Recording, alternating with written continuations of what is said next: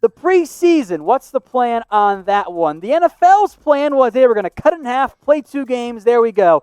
And I think they strategically leaked the timing of that, by the way. The NFLPA, though, well, they don't want a preseason. They would prefer to not deal with any of that at the current moment, which is fascinating to me in terms of their plan, of their strategy, of their overall goal. But it does make some sense. Now, we'll break down the 2 different viewpoints here in terms of what the NFL wants versus what the NFLPA wants. So the NFL's plan is to have most teams, save for the Chiefs and Texans, to show up and report on July 28th. And then the new week 1 games we played August 20th through the 21st, or 24th, excuse me. The new week 2, the week after that, which cuts out week 1 and week 4, which gives them the extra 2-week time to build up and ramp up for week 1 of the NFL season. But the NFL, they don't want that. NFLPA wants to go with, in terms of a very different strategy, that this would consist from around the report date of July up until the games in week 1.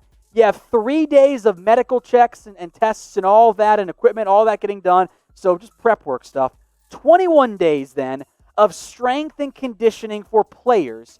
10 days after that of unpadded practices, and the final 2 weeks are just going to be up to 10 practice days, 8 of which are padded, which is significantly less than what the NFL wants. Now, technically speaking, the NFL has complete authority on what to do with this decision. If they say you're playing 2 preseason games, I mean, unless the NFLPA wants to not show up, they got to play the games. So kind of an interesting issue here, and I'm very curious to see how things end up going between the negotiations as they try and get things going and make sure they don't fall into MLB levels of disaster. So predict this for me in the comments section. How many preseason games should be played this year? Let me know what you guys think in the comments section. Let's go to the Las Vegas Raiders and Jadeveon Clowney, and a fascinating report, which, as I'll get into more, comes out of Denver, not Las Vegas. Comes out of it's a Denver-based report. Now, the report is the Raiders made an offer to Clowney. John Gruden really wants him, and that 2 or 3 teams have offered more than what the Raiders have offered, and that Mayock and Davis are not going above what they've offered to Clowney so far. I will make note, by the way, there was an ESPN report back in May that said the Raiders had no interest. Now, Clowney's fit would be fascinating because you have Max Crosby, who I know Raiders fans, you love him, and for good reason, coming off a fantastic first season. Clelin Ferrell, meanwhile, was a bit of a disappointment in year 1, but still has immense promise. They also signed Carl Nassib this year to help out on the defensive line, mostly at defensive end. Arden Key, meanwhile, well, I don't think he's a very good football player, at least so far. Clowney hasn't ever reached that 10-sack figure, but he'd be one of the best players on that Raiders defensive line. A fantastic run stopper, gets pressure as well. Maybe he never hits fully 10 sacks, but there is value for even just an 8-sack season, especially for a Raiders team that continues to struggle actually getting sacks. So it's an intriguing idea to me. I just kind of question the report itself. Out of Denver, that's weird, right? With allegedly a team source for the Raiders are telling him. I'm not saying like he made it up or anything. Don't get me wrong there, but it is fascinating to see that that's how things could end up going down there. So predict in the comments for me where Clowney will end up signing. My prediction, I don't think he goes to the Raiders, especially if they are not willing to increase their per-year offer, at least their total offer so far. Let's go now to Antonio Brown. As I'm sure many of you have heard, Brown worked out with Russell Wilson, has interest in playing for him, but it goes beyond just Antonio Brown wanting to play for Seattle as an option. The latest report from Mike Garafolo of NFL Network is that Antonio Brown wants to play for the Seahawks. That is his top choice, his number 1 choice. That's where he wants to play, not just as an option, but that Seattle is the option for Antonio Brown. And part of that is, per Garafolo, is that he wants to play for a contender with a top quarterback. Well, guess what? That's Seattle, right? A contending team with one of the best quarterbacks in the NFL. He worked out with Wilson, and Wilson, meanwhile, well, he has expressed interest in playing with with Antonio Brown in light of the fact that there have been some interest for Wilson of adding more help, and that it appears to be, per Garofalo, a quarterback-driven thing, which is why Garofalo mentioned 3 other teams. Now, he says the Bucs, because Brady's there, Brady wants him, but that's not going to happen. The Ravens, Lamar wants him, probably won't happen. Houston, meanwhile, Deshaun Watson has some interest in him, and it's the quarterbacks who want to play with this when his head's on straight, top 5 receiver in the NFL. And for Seattle, once again, they could certainly use some more receiver help. I love Tyler Lockett. I love DK Metcalf. And Philip Dorsett, not really. So if I'm Seattle, and if I don't want to go after Josh Gordon, for example, I would have interest in Russell Wilson. It is a bit of a gamble, or Antonio Brown, but it does make some sense to pair him with Russell Wilson. And if the quarterback wants him, sometimes you should keep the quarterback happy. So where will Antonio Brown play in 2020? Make your best guesses for me down there in the comment section. Is it Seattle? Is it the Ravens? We broke down our top lists earlier here at Chat Sports. Kevin Otto says Seahawks. So does Nathaniel. I see Ravens and Houston also coming in, plus the always fun FAB. Feel free to put that in the comment section as well.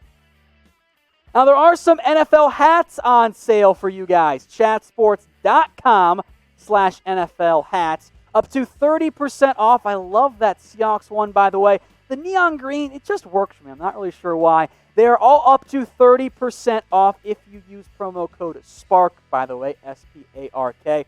All 32 teams, a ton of different styles and colors, some draft hats, some flat bills, the more rounded baseball cap style, all available at chatsports.com/NFL hats. And don't worry, guys, I'm putting that link in the live chat for you guys right now. Let's go over now to Cam Newton. Will he start? This continues to be a battle, and interesting here. But is it? I'm kind of confused by this one. The debate on ESPN continues. Hey, is he going to end up starting or not?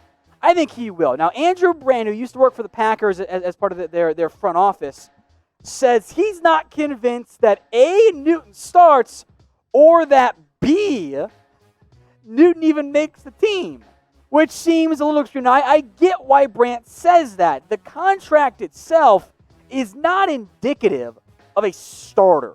It's not indicative of any guy who's guaranteed to make the team. But we got to remember, this is Patrick Mahomes, right? And also, let's look at the Patriots roster. It's not very pretty at the quarterbacks, or Cam Newton, my bad, folks. Newton, right? Got my head all up in Mahomes with that extension. But for Newton, look at that depth chart. It's Stidham, Hoyer, and Brian Lewerke who's bad. If Cam Newton is healthy, I think for me and for many of you, there's actually not much of a debate. It's Newton, right? Now, the if on the health is a significant if. Because if Newton's healthy, we've seen him at his best. MVP, probably not at this point in his NFL career, but he's still awesome. He's still better than Stidham or Brian Hoyer, right? But if Newton's not healthy, well, we've seen in the past 2 years, he hasn't, or year and a half, I should say, hasn't been the same guy. So I think Newton wins that job. I think he ends up starting, but it is dependent on his health. But if the health is checked off, it's a no-brainer for me.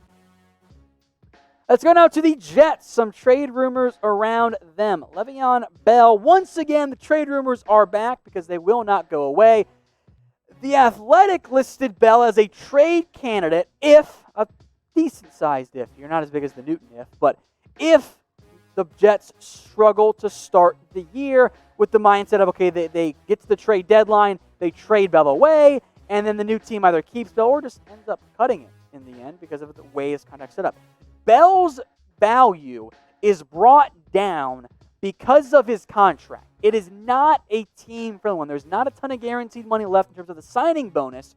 So most of the 13 or so per year that Bell makes would actually be owed by his next team. It would even, frankly, would probably approach almost top 5 money in the end. That's complicated for the Jets. If they struggle, I wouldn't be surprised if Joe Douglas does try to move on. Having gotten beyond last year's trade deadline, it does make more sense from a pure fiscal standpoint. So cast your votes. Why for yes and for no? Will the Jets end up trading Lev Bell? I think at some point, I'm actually going to go and type in my why for yes. Of course, that assumes you have a season. So the NFLPA actually kind of came out and was pretty frank with it. If you want football, wear a mask is what they said. And they said it wasn't just directed towards the players, by the way. A whole bunch of different NFL face masks for your favorite team are available from 1-packs to 4-packs. Just brought out those, all different styles, at chatsports.com/stay safe. Some of these, not all of them, but some of them ship out within 2 business days. We'll get here in a pretty quick time. Go check it out, chatsports.com/stay safe. I'm putting that link right now for you guys in the comments and in the description. It's chatsports.com/stay safe. Go check out what they have available right now on Fanatics. A whole bunch of awesome options out there. Jets, let's continue along here because the Michael Gallup, Jamal Adams trade idea is back, and I hate it. Connor Artis, who I like over at Bleacher Report, says the Jets and Cowboys should consider this trade. Jamal Adams to the Cowboys, of course. Michael Gallup and a mid-round pick this upcoming draft in exchange for him. And from the Jets' perspective, it makes a lot of sense. Like if I ran the Jets, I would absolutely ask about this. I would be like, well, what about this idea? Like, I would totally go for it. And as we'll break down, the Jets would love to get Michael Gallup. The problem, though, is that it takes 2 sides to make a deal. And the Cowboys are not going to trade Gallup right now. It makes sense for the Jets, but it doesn't make sense for the Cowboys. Yes, they drafted CeeDee Lamb. Yes, they paid Amari Cooper. But you don't find players who in their age 23 season put up this caliber of numbers. Over 1,000 yards. He was top 7. I think he was 6th overall in yards per game last year. That's rare. That is rare production. And yes, at some point, you might have issues paying Gallup and Cooper and Lamb. That's a future problem. What the Cowboys can't do is fill a safety need by creating a need at receiver. The Jets would love me as Gallup is instantly the best receiver by a significant margin at the spot. That's why it makes sense for them. But for the Cowboys, an offense that wants to run a ton of 11 personnel, that's 3 receiver sets, you get rid of Gallup, who's your number 3? Who's the guy that legitimately would be a starter for you at receiver? Devin Smith, Cedric Wilson, Noah Brown, John V. Johnson? That doesn't work. So from the Jets' perspective, I get it. From the Cowboys' perspective, not so sure about that one.